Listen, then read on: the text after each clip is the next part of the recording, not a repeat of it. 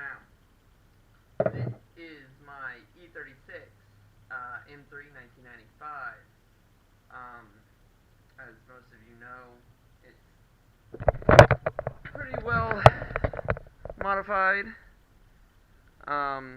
What I will be working on today is the supercharger belt. Nicely jumped a rib and has started to fray on the ends. So we'll be addressing that, installing a nice aluminum radiator. First we'll need to remove the radiator and alternator inlet. This one is the European version. There's 4 Phillips head screws on this one here. I only have 3, but you'll have 4. Remove this so then we can get the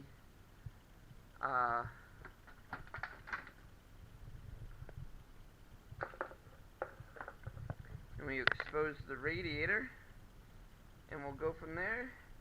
Removing the strut bar and my little delete panel over here. Head and remove the strut bar here by removing both 11/16 bolts that hold it on, and remove the center portion, leaving the bolt up there so we can find it later. Next, we need to remove the 3 13 millimeter strut bolts on the top to remove the full plate that connects the strut tower and the strut bar to the car. This is my mistake, they are a 12, and then we can pull off our strut tower braces and expose the top of the strut. In this case, we will take that off, and I will also take the cover that I've made to cover up all the random stuff under here. Take that off, set that off to the side. Now we have exposed that side of the motor. Our next item is to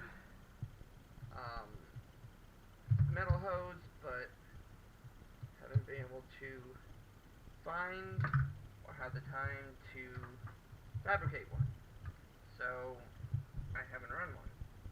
But for now, the intake hose comes off, and we'll set it off to the side for now. We'll readdress that one later. Take a look at the supercharger, see how it looks. Blades still appear to be good, so my map still looks clean, and that will get us some area. Okay, well the camera died, so I don't know how far I actually got before it died, but what we did was remove the supercharger intake here to allow us to get the line off for the oil catch can, which plugs into the valve cover. So what we do is, once we do that, we can slide this out of the way and over to the other side of the motor. This allows us to have more space and the ability to get the oil cap with the oil cooler lines off next.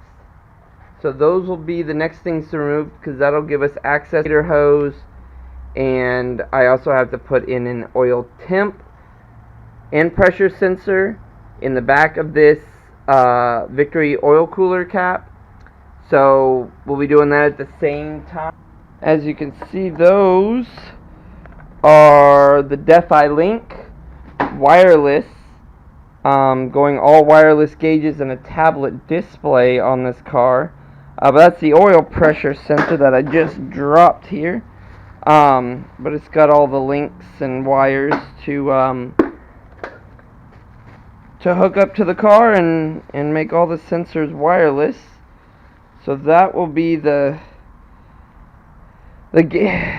gauge or the sensor that goes into the side of the oil filter housing. In the back, this should be the same threaded size.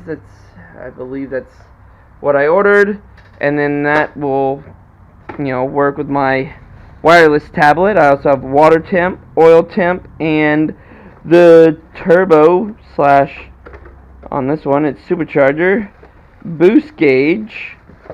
So we will have all the sensors and the hoses and the nice little stuff for that, and that will tee into, most likely, this little guy will tee into over here where the current boost gauge is located, if you guys can see that. Just goes on the vacuum coming from the brake booster. So once we get to that part and I get all this radiator out, then we will address all the sensors and everything that we have going back in. That'll probably be another video of running all those wires to the wireless box that will be in the glove box portion of the car, and the only real location that I have left to put much stuff. So let's get to removing the oil filter cap with the oil cooler. So on this oil filter cap, it's a 3/4 inch bolt, which we've loosened here, and we will remove the bolt out of the center here. There'll be a little bit of oil coming from it, which we'll get some rags and clean up.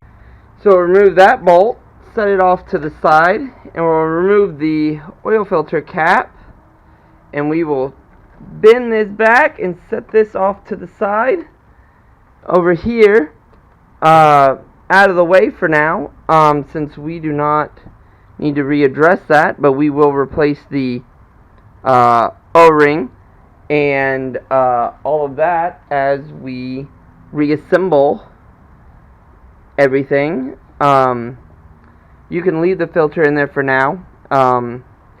We do not need it to come out. We just need the oil cooler lines to come off so that we could access the radiator hoses. Next will be to remove this top radiator hose. Well, drain the coolant first, then we'll remove the top radiator hose. One will also get modified to accept the nice coolant temp sensor. This will go right in here somewhere, probably on the straight run, most likely aimed back that way, so we have room for the sensor and all the wiring, and you can tie them in together with the oil temp and oil pressure gauge and run them back over there and through the firewall. But that'll be back on reassembly. But I got that little piece from TRM. They sell a nice little coolant pipe adapter. So taking a closer look at the oil cap here, you can see that it's got a brass thread in there, and a block off, which is the same size as my sensor there. So you can see that those will fit in without needing any sort of adapter or anything. So that should be an easy put together once. Cooling system a little bit more than I expected, but not a problem. We can definitely take care of that and get that all changed. Well, now that we have the upper radiator hose off, you guys can kind of see how the supercharger belt runs. It's a third belt on the car that sits separate from the rest of the serpentine belts for the AC and the water pump, etc. This is its own belt.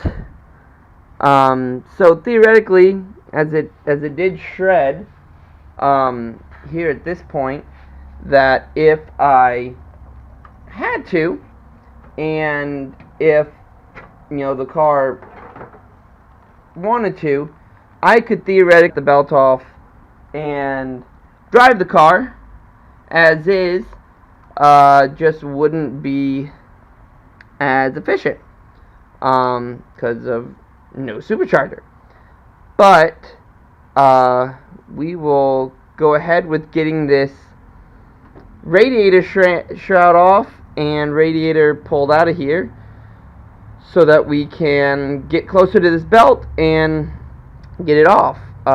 One of the predicaments that I have with this belt and this supercharger kit is that this is a prototype kit from Vortec, which they don't know what kit it actually came from, or they know what car it goes on, but they don't know what kit it goes to.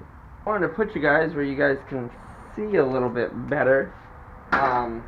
This stupid car is held together pretty much with just zip ties. So yeah, most of these radiator shrouds and radiator strips, everything's held in by just beautiful, lovely zip tie straps, which is how I do most of my repairs on this car, are with tie straps. So what we'll do is we'll remove the water temp sensor over here. That kicks on and off the fan. Then we'll remove the water temp level sensor, which is down here. This one looks like you have all our fan wiring coming in here, which we'll have to just set off to the side once we get to that point. We will have to remove the lower radiator hose, which is just a flat head. And I have a red, Mishimoto hose on the bottom. I had to replace the top one since the supercharger requires a hose with a little bit different bend than the stock one, because the stock one actually comes in here and comes in this area, then makes a turn. The supercharger one has to come in here and kind of make an S shape. So that's why that one had to be a little bit different shaped and a different hose. So Mishimoto doesn't make that hose. Well, not yet, or at the time. I'm not sure if they do now. But we'll get both of these clamps off here and move forward.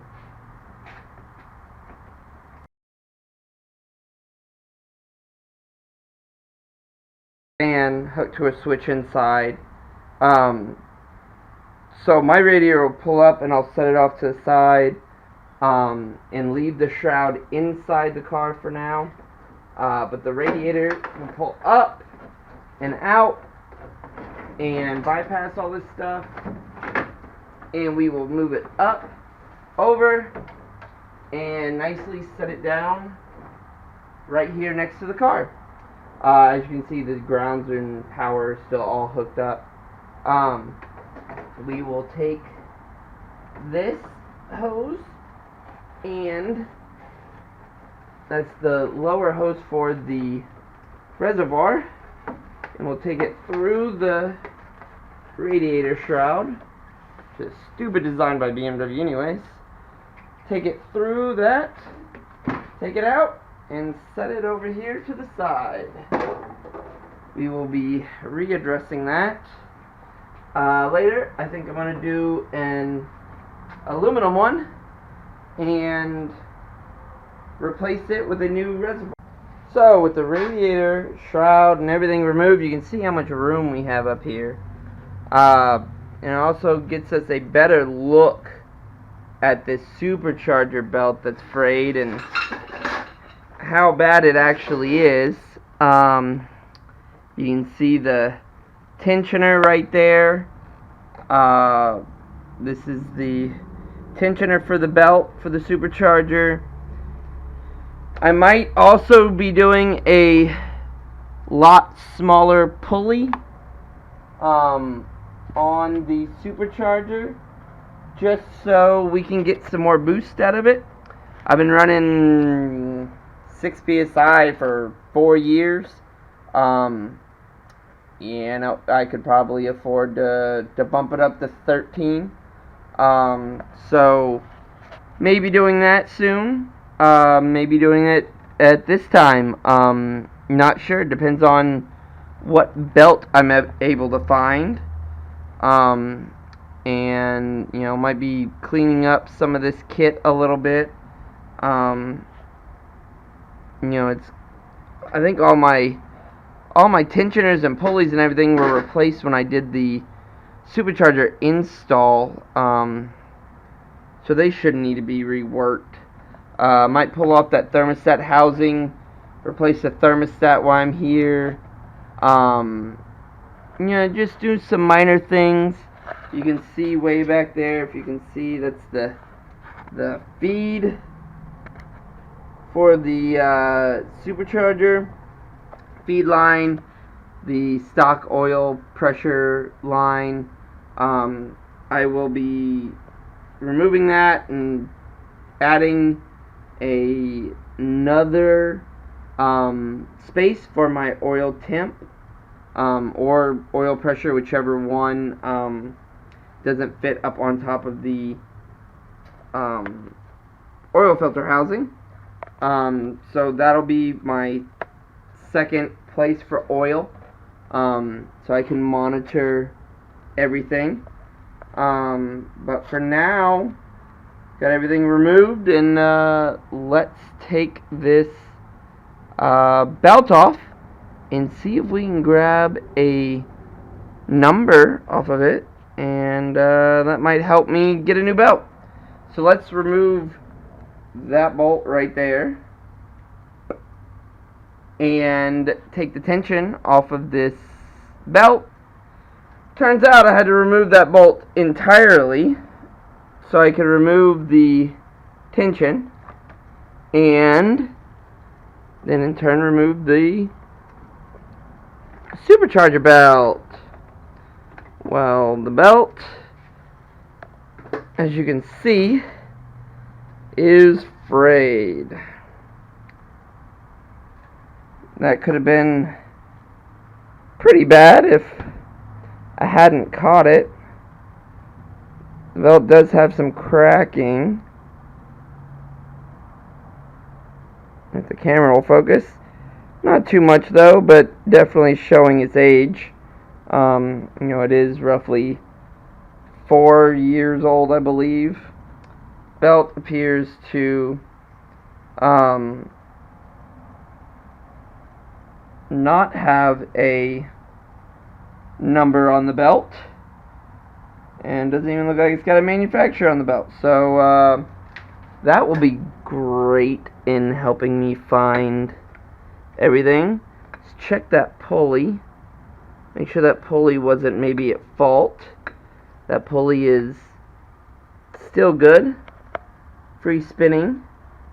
No sounds. So that should be good. You know, supercharger still spins free. You know, sounds like it's got a little grind to it, but it is the original one, prototype from '95. So it's got the unpolished gears in it. So the supercharger does whine a lot at idle and under throttle and so forth. Nice that my paint's chipping off the supercharger there. But for now, we are pretty much at a stopping point. This looks like it will be the end for now till I get some more parts. Thanks for checking out the new channel. This is our first video from Squirrel Garage. Hope to have many more coming your way. See you guys.